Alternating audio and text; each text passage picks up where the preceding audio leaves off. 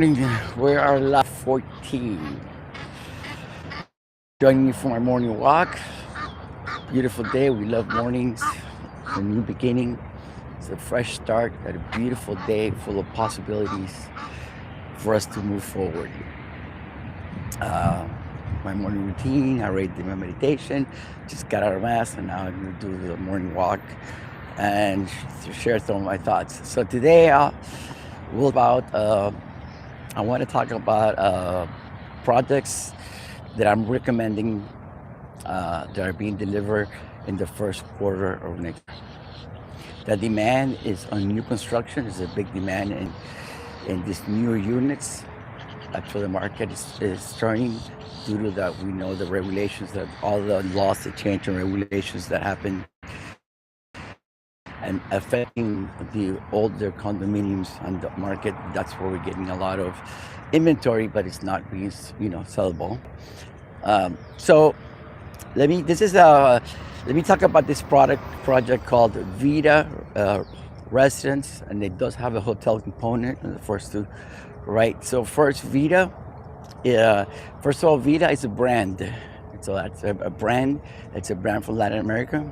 So they have a kind of structure. So, and it's on Edgewater, right toward the end of Edgewater, almost front of the water. So you're kind of very well located, in the sense that you just go over the bridge, and they're going to have a beach club and a shuttle that will take you to the beach. So this is almost like leaving the beach. Remember, once you cross the beach, right? Once you cross the bridge to Miami Beach, everything is more expensive, square foot and everything, because the most expensive land is always north of Miami Beach, right? So Vida, it's actually a very great. I've been behind this project, and it's being delivered, I think, maybe March, February next year.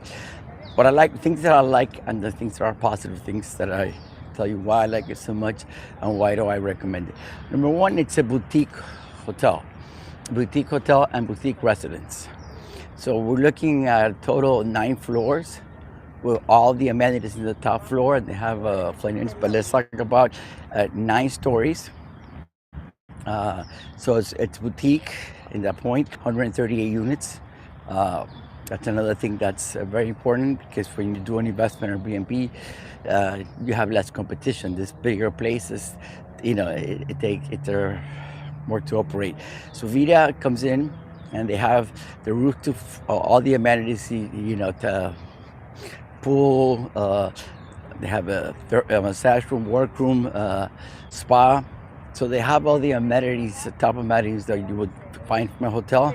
And since they have a hotel component in the first 2 floors, those will be, so you do have all the hotel services that are being applied. So when you go to the pool, there's going to be a bar, it's going to be pool service, towel service. When you go to the spa, there will be a running spa. The work area will be so. Vita, it's first of all, okay, so like in investment wise, location. So this, if you check the box of location, we will talk about the Vida has a great location. It's super well located, right next to the expressway. Pretty much that'll take you, so you're like literally close to you're very well located. So location is number one. That hits it. Number two, you have a brand.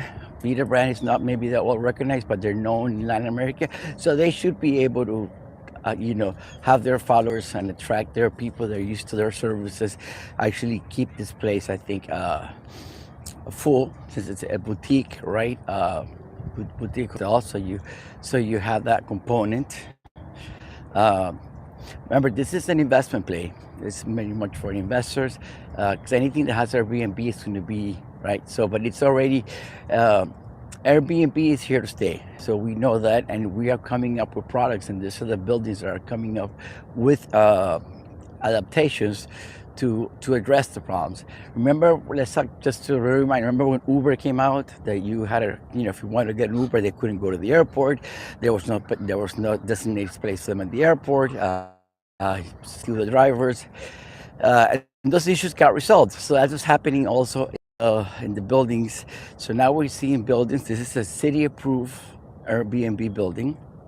So yes, you still have to get your permit for the Airbnb, but once the building is it's set with an Airbnb from the beginning, this means you don't run the risk of having the board of directors change the Airbnb if they don't want to use more Airbnb. So it's designed for Airbnb. So another thing they've done is they have two entrances, right? There'll be two front desks, one for the residents and one for the guest or your Airbnb guest. This is part of your HOA, right? Even if you decide to run the place yourself, because they have an open policy that they could run it for you, or you could use any company to use your Airbnb, or you could do it yourself, right? So, because remember, one of the biggest handicaps of Airbnb, look, so first of all, Airbnb is here to stay.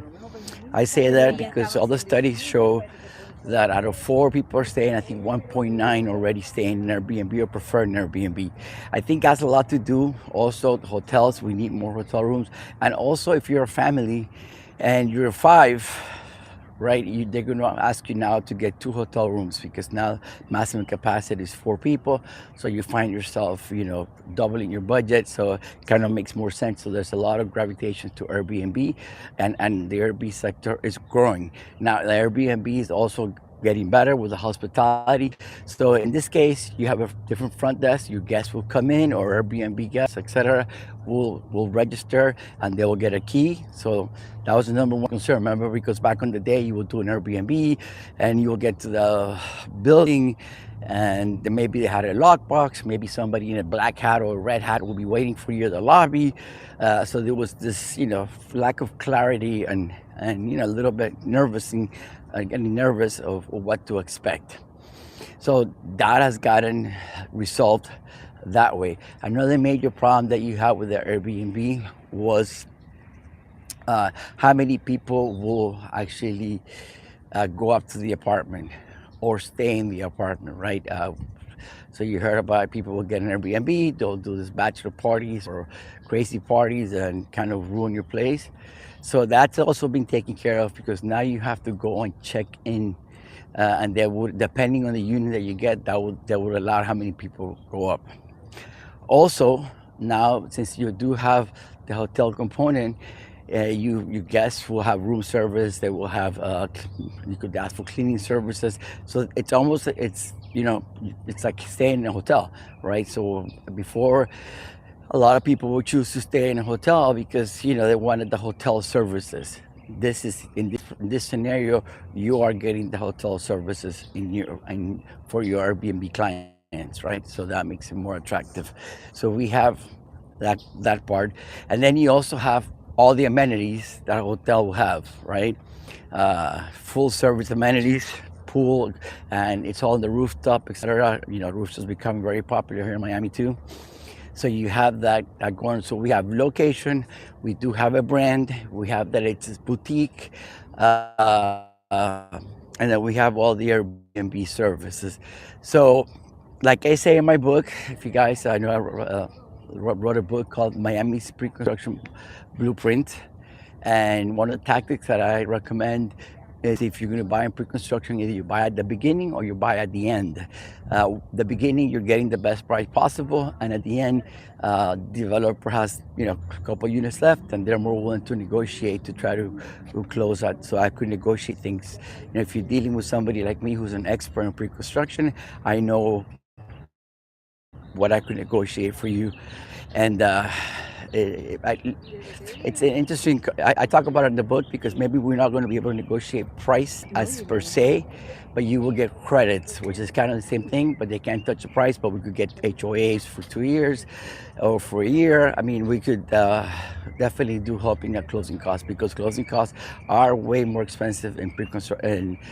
In pre-construction, not that they're way more, the things that the building starts off right. So remember that 10% that you have to curves that they did the amendments for the older buildings. Well, guess what? The new buildings have to be born with with the 10% reserves, meaning logically, right, that you would be asked to pay part of that 10% up front. So it's kind of like, so walking into a building that is brand new, you're not going to have any issues for the next 30 years. So you have you have some stability in your projections. So Vida has that, right? They're pretty much on time on what they're on their delivery, and they do have some units left. The other thing that's really great with Vida is a pioneer, I think, in this product line, which is called flex units. What is a flex unit, right? A flex unit is when you have an apartment and you could divide it and then make more use. I was in New York with my son, and he was renting. My son lives in New York now. He's working over there, and he was renting a one-bedroom apartment. I mean, I think not the cheapest, but the best thing for the value and the location that we wanted to be in New York. We ended up renting a place, and it was $6,000. That's a lot of money for one bedroom. So they offered to flex it. I was like, what is flexing? Flexing is they actually put up a wall, like in the living room, creating another mini room, another like room, so you can get a roommate. So Vida has this concept, like if you buy a 2-bedroom or a 3-bedroom, let's say you buy a 2-bedroom, the way the apartment is designed, right?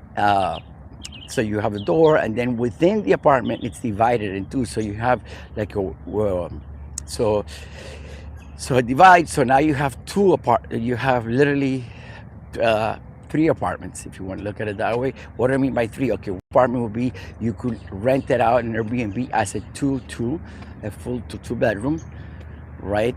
So this is a very attractive for couples that come together, or families that are bigger than 4 people, 5. That very attractive to them. Also, you could rent it as a 1-bedroom, and then you have a 1-bedroom, or you could rent it as a studio. So you have 3 options. You could rent it as a 2-bedroom, you could rent it as a 1-bedroom, or you could rent it as a studio. Or you could rent, obviously, the 1-bedroom and the studio at the same time. That also will be you'll be able to do that, right? So basically, this is what they call, it's like a multi-family unit in a building. That's the way I look at it. It's kind of a genius idea. So this is going to increase your income, for your income projection in when you rent it, because first of all, you have more exposure, and you have different ways of income. For example, I sold a 3-bedroom to a friend of mine, and he's going to live in one of and then the other, and he's going to rent out the other 2. And when we did the numbers, remember, it's hard to project. When you do projections, we're not allowed to do projections when it comes to pre-construction.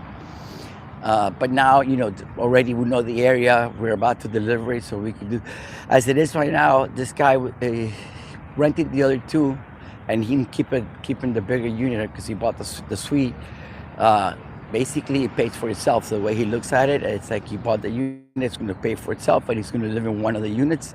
And obviously, this is a single guy. If you if you have a family, I don't recommend that an Airbnb unit is not what you're looking for, because the Airbnb is going to have high traffic, a lot of meeting a different kind of people. It's not the family or the residential thing if you want to live there and have a family. For that, I will put you in a residential building, right? That focus more around security, stability, and creating community.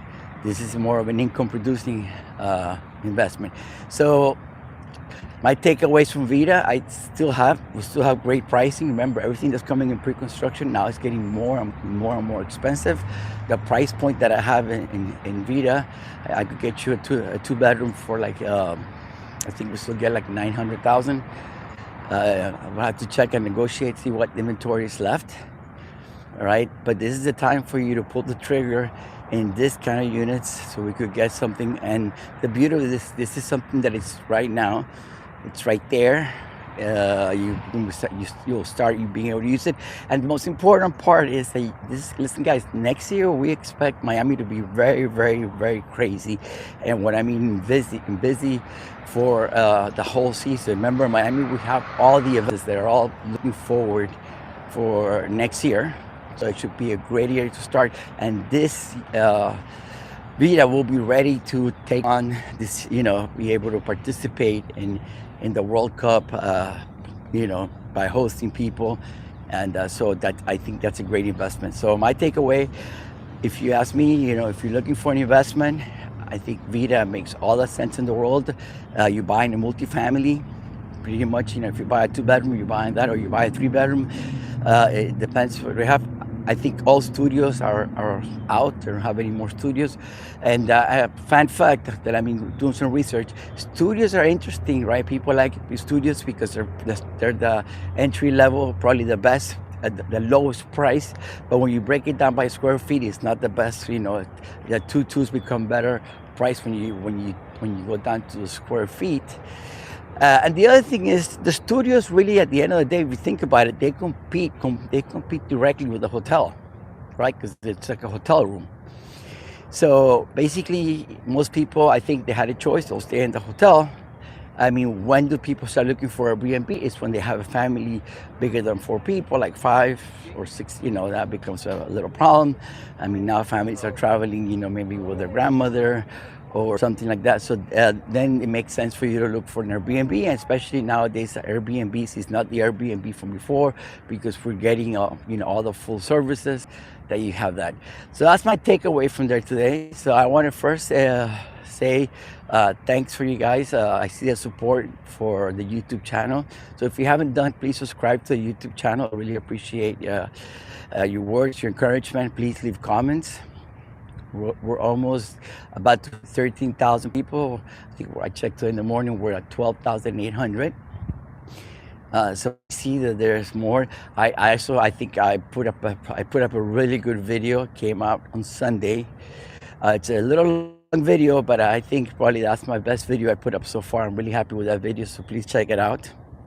Having said that, let me say good morning to my beautiful wife, Diana. Love you, baby. I see also some of my great followers. I see Nathan, I see Chris, I see Ramon. So guys, I see Lisette. Guys, thank you for coming, and joining me on my morning walks. Feel free to call me if you have any questions. If what anything that makes sense or didn't make sense to you, reach out to me. Let's have a conversation. And definitely, having said that, have a great day. Sending you positive waves. Good things are going to happen to you. Be positive. Be mindful. Guide your thoughts. You're a winner. You're a great person. So we got to keep moving forward. All right. Thank you. Have a great day.